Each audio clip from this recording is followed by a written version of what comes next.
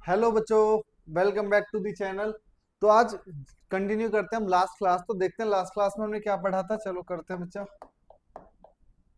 तो last class में मेरे ख्याल से हम लोगों ने ये करेक्टरिस्टिक्स फिनिश कर ली थी, है ना। तो करेक्टरिस्टिक्स के बाद जो बात आ जाती है बच्चा, वो होगी significance. Significance of principle of management, यानी इंपोर्टेंस ऑफ, सेम इंपोर्टेंस भी आप बोल सकते हो और सिग्निफिकेंस भी इनको बोल सकते हो, ठीक है। तो पहली जो मेरे पास इंपॉर्टेंस है वो है providing managers with useful insight into reality. देखो, इंसाइट इनटू रियलिटी का मतलब क्या है कि ये देखो, जो भी प्रिंसिपल्स ऑफ मैनेजमेंट है, जो भी प्रिंसिपल ऑफ मैनेजमेंट ये लोग पढ़ रहे हैं, कौन, जो भी हम लोग या मैनेजर्स जो भी प्रिंसिपल ऑफ मैनेजमेंट पढ़ के, एक्चुअली वो क्या है, रियल लाइफ सिचुएशन की कुछ प्रॉब्लम्स को पहले से ही देख के आता है ना। जब वो सीख के आया है, जो भी उसने चीजें पढ़ी हैं उनको क्या करने वाला है, वो यहाँ करने वाला है। क्योंकि जब नॉलेज इन प्रिंसिपल्स की जब उसको नॉलेज होगी तो बहुत सारी सिचुएशन के बारे में तो उसको पहले से ही पता होगा। क्योंकि मैंने आपको बताया कि भाई जब प्रिंसिपल्स ऑफ मैनेजमेंट बनाए गए थे, तो मैंने आपको जब वो पढ़ा रहा था फीचर्स, तो उसमें पढ़ाया था एक्सपेरिमेंट और प्रैक्टिस से बने हैं, प्रैक्टिस और ऑब्जर्वेशन से, है ना। तो जब वो पढ़ रहा होगा तो वो बहुत सारी सिचुएशन को तो रियल लाइफ को पहले ही पढ़ के आया होगा ना। कि भाई जब आप बुक्स पढ़ते हो तो हो सकता एग्जाम्पल होता है, this this and this company ने ऐसा किया, उसके बाद फिर ऐसा हुआ। जैसे Henri Fayol, F W Taylor थे बच्चे, उन्होंने क्या किया, पहले वो मैकेनिकल इंजीनियरिंग थे, फिर उन्होंने क्या किया, उन्होंने चीजें जाके जब अपने वहां देखी तो उन्होंने नए नए प्रिंसिपल्स अप्रोच लगाई, लगाई नहीं लगाई। तो नॉलेज अब हो क्या रहा है, knowledge of these principles enhance the ability of different types of managerial situation, अलग अलग, ठीक है। Managers can work effectively by learning from the previous work experiment. अब प्रीवियस वर्क एक्सपीरियंस क्या है, कि वो पहले भी कहीं काम कर, प्रीवियस वर्क एक्सपीरियंस का मतलब नहीं उन्होंने कहीं काम किया, बेसिकली जब वो पढ़ के आ रहे होते हैं। तो जिसने भी जो मैनेजर एक्सपर्ट्स थे, जो भी ये मैनेजमेंट एक्सपर्ट्स है, उन्होंने क्या किया होगा बच्चा, उन्होंने उन ऑर्गेनाइजेशंस में पर्टिकुलर सिचुएशन में हर साइंटिफिक प्रिंसिपल को इस्तेमाल किया है। तो उनको उसको मैनेजर को ये पता होगा, मैनेजर को ये पता होगा कि भाई ये पर्टिकुलर सिचुएशन आने से ये प्रिंसिपल लगाने पे मैं कहीं ना कहीं क्या करने वाला हूँ, फायदा करने वाला हूँ। तो बात समझ में आ गई कि भाई जो उसने सीखा है, जो पहले उसने देखा है रियलिटी में, रियल लाइफ सिचुएशंस में, वो उसको क्या करेगा, अप्लाई कर सकता है। दूसरा, optimum utilization of resources and effective administration. Important क्या है कि भाई ऑप्टिमम, देखो सबसे पहले बात कि भाई ऑप्टिमम यूटिलाइजेशन ऑफ रिसोर्सेज का मतलब क्या, आपको पता है ना रिसोर्सेज का यूज हमें कैसे करना। क्योंकि एक तो हमारे पास रिसोर्सेज हमेशा क्या होते हैं, अपने इकोनॉमिक्स में भी पढ़ा होगा कि भाई हमारे पास जो रिसोर्सेज है ना, वो बच्चा कैसे है, वो लिमिटेड है। जो रिसोर्सेस मेरे पास है, आपके पास है, हम सबके पास रिसोर्सेस क्या है, लिमिटेड है। अब उन लिमिटेड रिसोर्सेज से हमें क्या करना होता है, मैक्सिमम बेनिफिट चाहिए। क्योंकि ऑर्गेनाइजेशन किसके लिए काम कर रही है, मैक्सिमम बेनिफिट के। पहला पॉइंट तो ये समझ में आ गया कि सर जब रिसोर्सेस लिमिटेड है तो ऑर्गेनाइजेशन हमेशा उन रिसोर्सेज से मैक्सिमम आउटपुट चाहेगी। तो अभी प्रिंसिपल्स क्या करते हैं वहां पे, तो प्रिंसिपल्स बच्चा क्या करेंगे, अगर आप ध्यान से देखो तो प्रिंसिपल्स कहेगा कि भाई ये मैनेजमेंट क्या करेगा, enables the manager to equipped, किस चीज से, जो भी उनको कॉम्पिटेंसी चाहिए, नेसेसरी कॉम्पिटेंसी, जिससे कि वो चीजों को अच्छे से समझ सके। वो पहले से ही उनको सब चीजें बताई जाएगी जिससे कि वो चीजों को समझ सके और जो वेस्टेज ऑफ रिसोर्सेस है वो ना हो। जैसे अगर मान लो मैं अगर प्रिंसिपल ऑफ ऑर्डर जो मैं अभी आपको पढ़ाने वाला हूं, मैंने आपको समझाया कि भाई, सॉरी, मान लो principle of order division of work ले लेते हैं। तो जब मैं पढ़ूंगा डिवीजन ऑफ वर्क, ठीक है, क्योंकि एक्चुअली ना अभी साइंटिफिक मैनेजमेंट हम पढ़ने वाले, ये जो मैं आपको बता रहा हूँ ये हेनरी फ्योल का है, ठीक है। तो डिवीजन ऑफ वर्क में क्या बताया जाता है कि भाई डिवाइड करो, वर्क को डिवाइड करना है और जिस काम की कॉम्पिटेंसी जिसमें है उसको दो। तो उससे क्या प्रॉब्लम है, एक तो कंफ्यूजन क्रिएट अलग हो जाएगी, दूसरा मैनेजर क्या कर पाएगा, जब हर बंदे को उसे पता है कि भाई मुझे कॉम्पिटेंसी बेस्ड काम देना है, कि जिसको जो इंसान जिस काम को कर सकता है उसको वो मुझे प्रोवाइड कराना है, ठीक है। अब जब उसको प्रोवाइड करा तो उसको पहले से ही पता है, तो वो आएगा ऑर्गेनाइजेशन में और जो जो काम जिस पे आता है उसको प्रोवाइड करा देगा, इससे कंफ्यूजन क्रिएशन नहीं होगा। और दूसरा, स्पेशलाइजेशन हो जाएगी। स्पेशलाइजेशन होगी, जब चीजें स्पेशलिस्ट करेंगे तो अल्टीमेटली रिसोर्सेज से क्या होने वाला है, यूज तो ऑप्टिमम यूज होने ही वाला है। ठीक है। तो इससे एक तो हिट एंड ट्रायल मेथड बच जाएगा, क्योंकि बच्चा हिट एंड ट्रायल मेथड में भी क्या हो सकता है कि भाई मैंने पहले कोई अप्लाई किया, फिर वो काम नहीं करा, फिर मैं दूसरा मेथड अप्लाई करूंगा, फिर वो काम नहीं करने वाला है, फिर मैं तीसरा मेथड अप्लाई करूंगा। तो इससे क्या होता है ना, वेस्टेज ऑफ रिसोर्सेस होता है। तो ये हमारे रिसोर्सेज को क्या करेगा, बचाएगा। ठीक है बच्चा। इसके बाद नेक्स्ट क्या है, साइंटिफिक डिसीजन। हाँ देखो, ये बहुत अच्छी चीज है कि साइंटिफिक डिसीजन। देखो बच्चा, साइंस किस पे काम करती है, लॉजिक पे काम करती है। आपको पता है ना, साइंस ऐसे तो नहीं है कि भाई कुछ भी हो और सब चीज चल, नहीं। साइंस बेसिकली क्या करती है, लॉजिक पकड़ती है, उस लॉजिक के हिसाब से काम करती है। तो हमें भी क्या करना है, हमें अपने काम में क्या करना है, लॉजिक ढूंढना है। गैस नहीं कर लेना है, गैस इन द सेंस कि भाई नहीं ऐसे करेंगे तो अच्छा हो जाएगा, नहीं भाई ये नहीं करना। हमें चीजों को पहले समझना है। पहले आप चीजों को अंडरस्टैंड करोगे, अंडरस्टैंड करने के बाद आप क्या करने वाले, लॉजिकली मेथड निकालने वाले हो, जो मेथड उसको आसानी से क्या कर सके, क्लेरिफाई कर सके। बिल्कुल सही बात है। तो हमने यही लिखा है कि it enables the managers to understand scientific decision based on logic rather than guesswork. ठीक है। और ये जो जो डिसीजन लेगा, वो इंपॉर्टेंट बात क्या है कि बच्चा वो पर्सनल बायसनेस से फ्री होगा। It should be free from personal biasness. ये बात समझ में आ गई, इसमें कोई प्रॉब्लम है नहीं सर। ठीक है। नेक्स्ट है मीटिंग चेंजिंग इन्वायरमेंट रिक्वायरमेंट। ये तो सबसे ज्यादा इंपॉर्टेंट यही है, क्योंकि मैं आपको बार बार ये बात, बार बार डायनेमिक आएगा, बार बार ये आएगा जब भी आप बिजनेस करोगे। तो ये तो कंसर्न आपका हमेशा रहेगा कि भाई हमारा इन्वायरमेंट क्या है, चेंज होता रहता है। अब चेंज इन द सेंस, कई बार फैशन चेंज हो जाता है, कस्टमर का टेस्ट चेंज हो सकता है, सीजन चेंज होता है, तो उससे भी फर्क पड़ता है।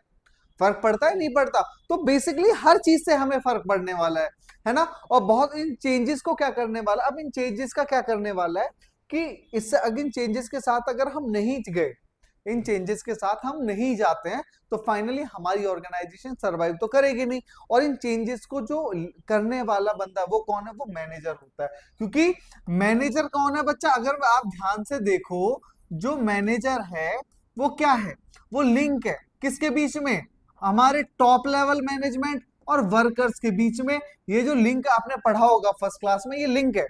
अब जब ये लिंक सही से काम नहीं करेगा, ये लिंक मतलब सही से यहां से क्या लेगा, ऑर्डर्स लेगा, और यहां से उन ऑर्डर्स को इंप्लीमेंट करेगा। तो यदि ऑर्डर्स लेने में प्रॉब्लम कर दे या इंप्लीमेंट करने में, तो दोनों ही केस में नुकसान किसका, ऑर्गेनाइजेशन का। ये बात कंफर्म है।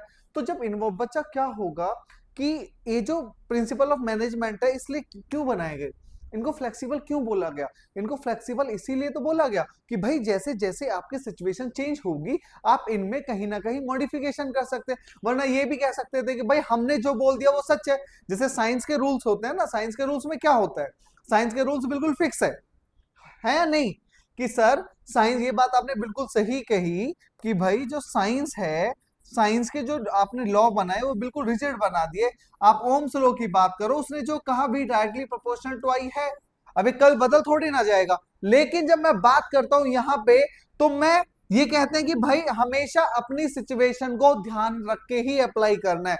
आप अपनी सिचुएशन के हिसाब से इनको क्या कर सकते हो, मॉडिफाई कर सकते हो। जैसे जैसे इन्वायरमेंट मॉडिफाई करेगा, इसी हिसाब से हम इन प्रिंसिपल ऑफ मैनेजमेंट को मॉडिफाई कर देंगे। ठीक है, बात समझ में आ गई? बिल्कुल। तो अपने डिजायर्ड मैनर में हम इनको क्या कर सकते हैं, चेंज कर सकते हैं। नेक्स्ट क्या है बच्चा, फुलफिलिंग सोशल रिस्पॉन्स। अच्छा, मैंने आपको फर्स्ट चैप्टर में सोशल रिस्पॉन्सिबिलिटीज भी बताई है कि भाई किसी बिजनेस की सोशल, अब सोशल रिस्पॉन्सिबिलिटीज निभाने से बिजनेसमैन को फायदा क्या होता है।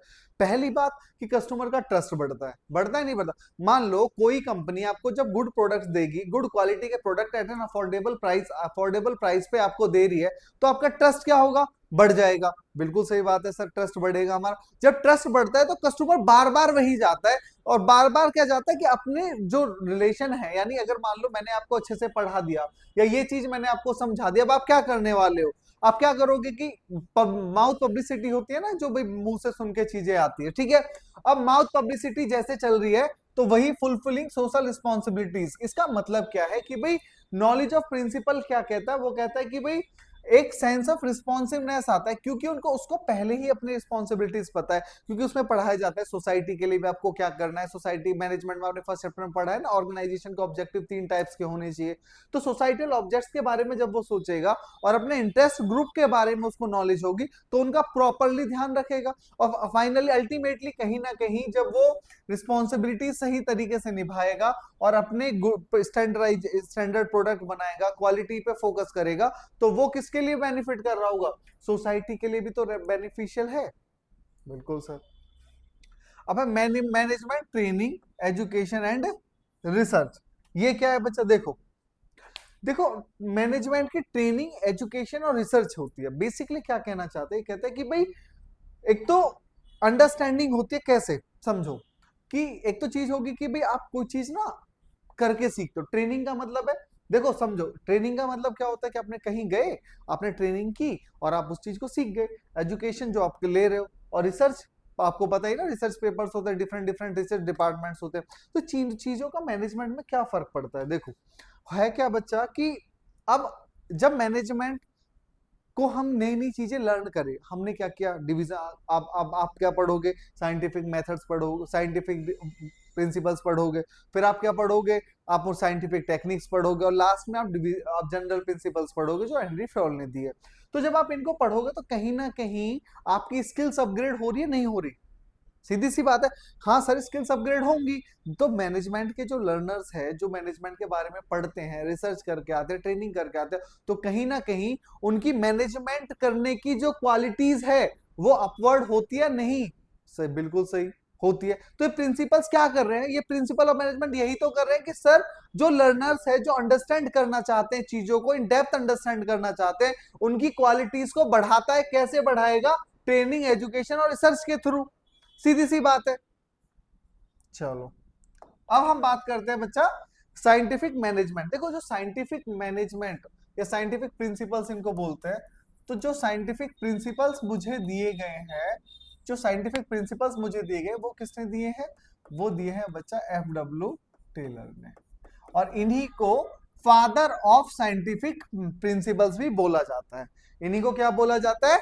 Father of scientific principles. तो इन्हें हमें कितने दिए? इन्होंने हमें 4 तो प्रिंसिपल्स दिए और 7 टेक्निक्स दी। क्या दिया बच्चा?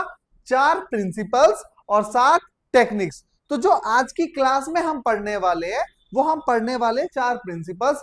नेक्स्ट क्लास में हम 7 टेक्निक्स पढ़ेंगे, और फिर हेनरी फयोल के प्रिंसिपल्स पढ़ेंगे। और नेक्स्ट 2 क्लासेस में आपकी जो ये सॉरी, आपका जो भी ये चैप्टर है ये खत्म हो जाएगा। ठीक है? ये 15 बच्चा, देखो आप बोल सकते हो सर आप लेक्चर छोटा छोटा बना रहे हो, मेरी मजबूरी है क्योंकि मेरे पास टाइम नहीं है। मेरे पास ऑफलाइन बैचेस इतने सारे हैं कि मुझे टाइम नहीं मिल पाता। तो जैसे ही मुझे टाइम मिलता है, मैं आपके लिए ऑनलाइन एक चीज खड़ी कर देता हूँ। अच्छा, जो लैंग्वेज, दूसरी बात आप ध्यान रखना कि मैंने इस बार आपको लिख के जो चीजें दी है, वो मैंने ऐसे ही नहीं लिख के दी आपको। ये जो लैंग्वेज बच्चा, अगर आप ये प्रॉपर लैंग्वेज यूज करते हो पेपर में, तो कोई भी टीचर या कोई भी एग्जामिनर आपके मार्क्स नहीं डिडक्ट करेगा। आपको कंप्लीट मार्क्स मिलने वाले हैं। इसलिए मैंने, तो हो सके तो आप इस लैंग्वेज को आप लिख सकते हो, कॉपी में नोट डाउन कर सकते हो, या लास्ट में जब मैं चैप्टर फिनिश करूंगा तो आपको इसका स्कैनर दूंगा, जिससे आपको ये पूरी पीडीएफ आपको आपके फोन में मिल जाएगी, जिससे आप चाहो तो उस पीडीएफ को भी ले सकते हो। ठीक है? ठीक है, चलो बच्चा पढ़ते हैं। तो पहला जो मैनेजमेंट साइंटिफिक डिसीजन, वो कहता है science not a rule of thumb. इसका मतलब क्या है? देखो, वो कहता है कि भाई जो मैनेजमेंट है ना, वो साइंस है, कोई रूल ऑफ थंब नहीं है। रूल ऑफ थंब नहीं है। रूल ऑफ थंब का मतलब कोई ऐसी चीज नहीं कि आपने एक बार बोला और वो सही हो, नहीं। It is a science.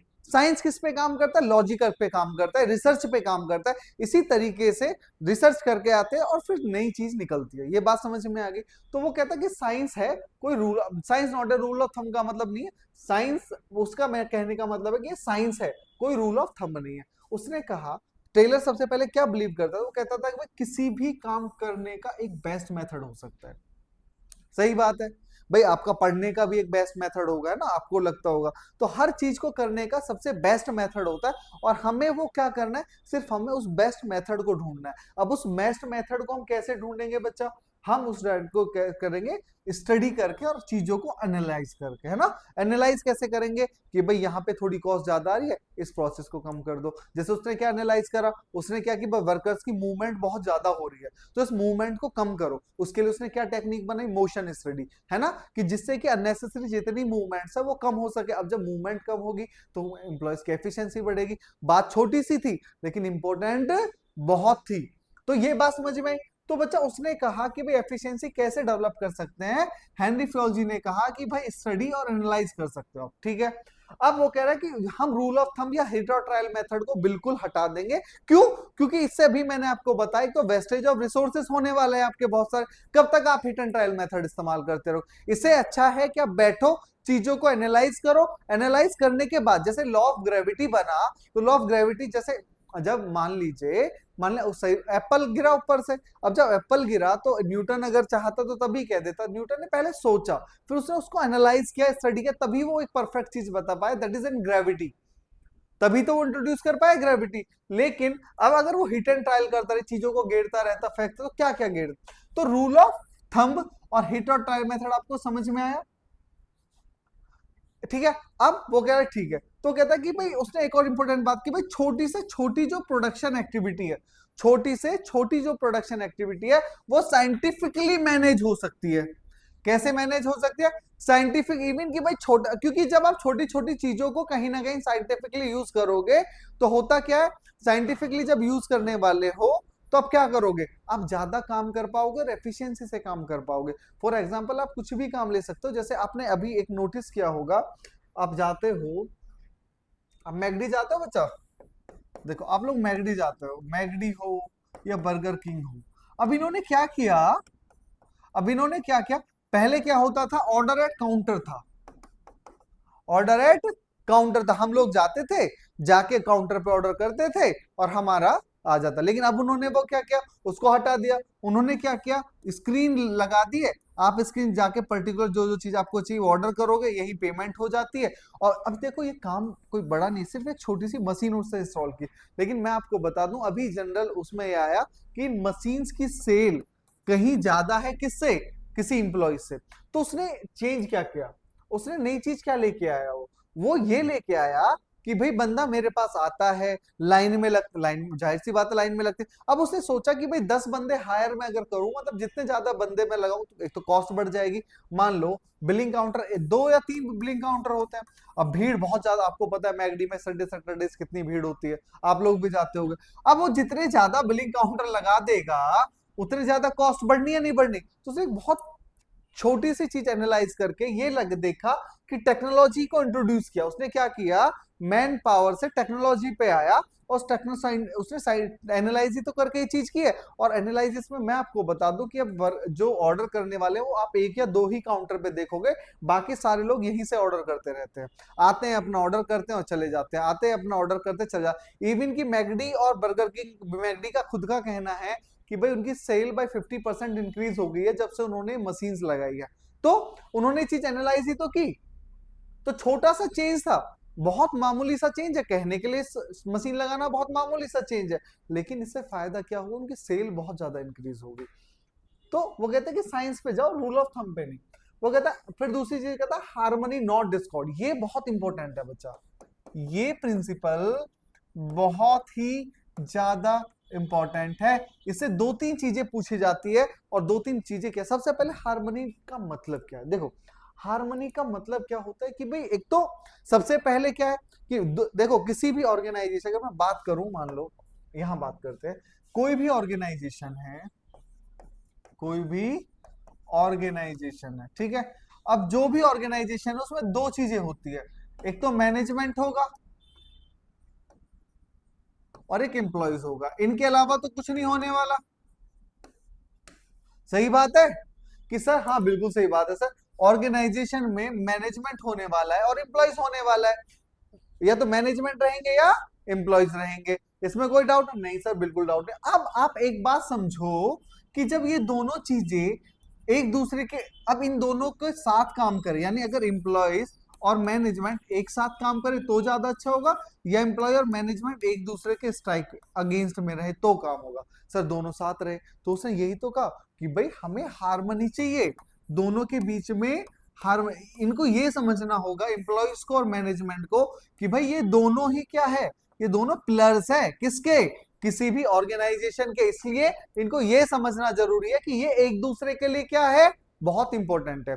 तो पहली लाइन तो ये हो गई, they should be between the harmony and they should be important to each other. अब दूसरी चीज उन्होंने कही कि भाई ठीक है अब इंपॉर्टेंट है एक दूसरे के लिए, तो उसने कहा वो अब वो क्या कहे, उन्होंने इस चीज को अचीव करने के लिए मेंटल रिवॉल्यूशन की। अब इसके बाद ना मेंटल रिवॉल्यूशन में कहा, मेंटल रिवॉल्यूशन का मतलब होता है कि change in the attitude towards the both of each other. मतलब दोनों के एटीट्यूड में क्या है, चेंज आना चाहिए, मैनेजमेंट में एम्प्लॉयज के लिए और एम्प्लॉयज में मैनेजमेंट के लिए। वो कैसे चेंज आना चाहिए, पहली चीज कि दोनों को क्या सोचना है भाई, मैनेजमेंट और एम्प्लॉयज दोनों सोचेंगे, दोनों अपनी अपनी जगह काम कर रहे हैं और दोनों ऑर्गेनाइजेशन के लिए क्या है, इंपॉर्टेंट है। दूसरी चीज कि भाई मैनेजर और वर्कर्स जो है वो अपनी थिंकिंग बदले, और जो मैनेजमेंट है वो गेन्स को शेयर करे। क्या करे, मतलब मैनेजमेंट को अगर फायदा हो रहा है तो उन फायदों को किसके साथ शेयर करे, कंपनी के साथ, जिससे कि जिससे कि एम्प्लॉयज को क्या लगेगा, कहीं ना कहीं वो अपने ऑर्गेनाइजेशन से कनेक्ट कर पाएंगे कि भाई देखो अब मैनेजमेंट कितने अच्छे से हमारे बारे में सोचता है, हमारे बारे में कैसे सोचता है। देखो सीधी सी बात है, जब आप उसको गेन दोगे, फायदा दे रहे हो, तो वो सोचेगा कि भाई कंपनी बड़ी अच्छी है, ऑर्गेनाइजेशन अच्छा, मुझे और काम करना चाहिए। दूसरी तरफ ऐसा नहीं है सिर्फ मैनेजमेंट को, दूसरी तरफ वर्कर्स को क्या करना है बच्चा, वर्कर्स को करना हार्ड वर्क करना है, और जो भी नए चेंजेस आ रहे हैं ऑर्गेनाइजेशन को बेहतर करने के लिए, जो भी चेंज हो सकता है वो चेंज वर्कर्स को एक्सेप्ट करना पड़ेगा। यानी उनको क्या करना है, वर्कर्स को पूरी मेहनत करनी है, और जो भी चेंजेस ऑर्गेनाइजेशन के लिए अच्छे हैं वो चेंजेस उनको क्या करना है, अप्लाई करना है। ये बात समझ में आ गई, ठीक है। तो अगर इन शॉर्ट में कहूं तो भैया मैनेजमेंट को क्या करना है, गेन शेयर करने हैं, एम्प्लॉयज को हार्ड वर्क करना है, जो चेंजेस आने वाले हैं वो अच्छे से करने हैं। दैट इज टोटली है, ठीक है। लास्ट सी क्या है, सेकंड लास्ट है बच्चा है। देखो कॉपरेशन नॉट इंडिविजुअल। अब यहां से एक इंपॉर्टेंट बात ये है कि हमेशा ये चीज पूछी गई है, क्या पूछा गया, हमेशा ये चीज पूछी गई है कि बच्चा ये जो हार्मनी नॉट डिस्कॉर्ड है, इसका जो आगे एक्सटेंशन है वो क्या है। तो ये एमसीक्यूज में पूछी जाती है, तो हार्मनी नॉट डिस्कॉर्ड का एक्सटेंशन करके ही क्या है, कॉपरेशन। क्योंकि वहां पे मैंने आप लोगों को ये बताया कि भाई एक दूसरा हमें ये देखना होगा हार्मनी में कि दोनों एक दूसरे के लिए इंपॉर्टेंट है, बिल्कुल। यहां इसने क्या, ये इसने यहां क्या कहा, देखो यहां डब्ल्यू टेलर जी ने कहा कि भाई there should be complete cooperation. क्या होना चाहिए, कॉपरेशन होना चाहिए, मतलब एक दूसरे के अगेंस्ट नहीं, एक दूसरे के साथ होना चाहिए। मैनेजमेंट और दोनों के दोनों एक दूसरे के अगेंस्ट नहीं, एक दूसरे के साथ चलना है। इसलिए वो कहते हैं कि कंपटीशन नहीं, दोनों के बीच में कॉपरेशन होना चाहिए, जिससे कि ऑर्गेनाइजेशन के गोल्स को सही तरीके से क्या किया जा सके, अचीव किया जा सके। ये बात समझ में आ गई, बिल्कुल। तो ये तो बहुत आसान है, कॉपरेशन करना है, हमें अपना अपना नहीं सोचना, दोनों को ऑर्गेनाइजेशन के बारे में सोचना है, ठीक है। तो कंप्लीट कॉपरेशन किसके बीच में होना चाहिए, वर्कर्स के बीच में और मैनेजमेंट के बीच में। और कंपटीशन को किससे रिप्लेस करना है, कॉपरेशन से। और ये आज के लास्ट टॉपिक है कि development of each and every person to his. देखो सीधी सी बात है, अब ये बात अगर मैं इस वाले की बात करूं तो ये तो जनरल सी बात ये है कि अगर मैं बिना चीजें भी देखे करूं तो मैं आपको समझाने की कोशिश करता हूं कि भाई कोई बंदा, आपको पढ़ाया जाता है, आपको एजुकेट किया जाता है, क्यों एजुकेट करते हैं घर वाले, कि जिससे कि आप लाइफ में कुछ अच्छा कर सको या सक्सेस हो सको, ठीक है।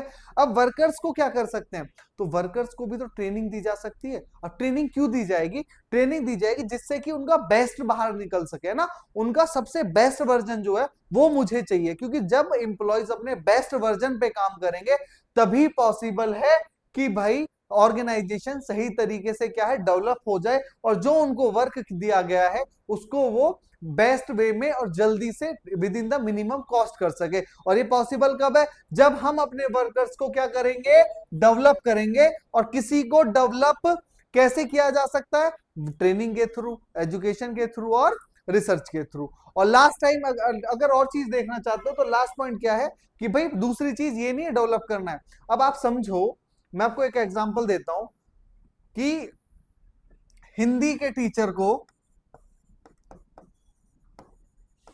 हिंदी के टीचर को मैं ट्रेनिंग दूं और उससे बोलूं भाई आप अकाउंट्स पढ़ाओ, आप अकाउंट्स पढ़ाओ या बीएसटी पढ़ाओ, अब बताओ एफिशिएंसी आएगी? नहीं सर, बिल्कुल एफिशिएंसी नहीं आने वाली है। ठीक है, अब जब हिंदी टीचर अकाउंट्स और बीएसटी नहीं क्यों? क्योंकि बच्चा ये इसकी कैपेबिलिटी नहीं है ना, इसने पूरी जिंदगी में 20-25 साल तो हिंदी पढ़ी है, अब आप उसे बोलो अकाउंट्स पढ़ाओ तो उसकी एफिशिएंसी आएगी कहां से? तो सिंपल सी बात ये है, जो उनको वर्क असाइन किया जाए ना, वो वर्क भी उनके इंटेलेक्चुअल, मेंटल और फिजिकल कैपेबिलिटीज के हिसाब से होना चाहिए। ठीक है, कितनी कैपेबिलिटी? 3 कैपेबिलिटी वर्कर्स की हमें देखनी है, फिजिकल, मेंटल और इंटेलेक्चुअल। ये तीनों कैपेबिलिटीज के हिसाब से जब आप उनको वर्क करोगे, तभी एक वर्कर अपने अंदर से बेस्ट निकाल पाएगा। वरना अगर आप टीचर्स, जैसे फॉर एग्जांपल मैंने टीचर्स का एग्जांपल दिया, तो वो पॉसिबल है ही नहीं। ठीक है, बाकी अब हम क्या करेंगे बच्चा, नेक्स्ट क्लास में स्टार्ट करते हैं। Thank you.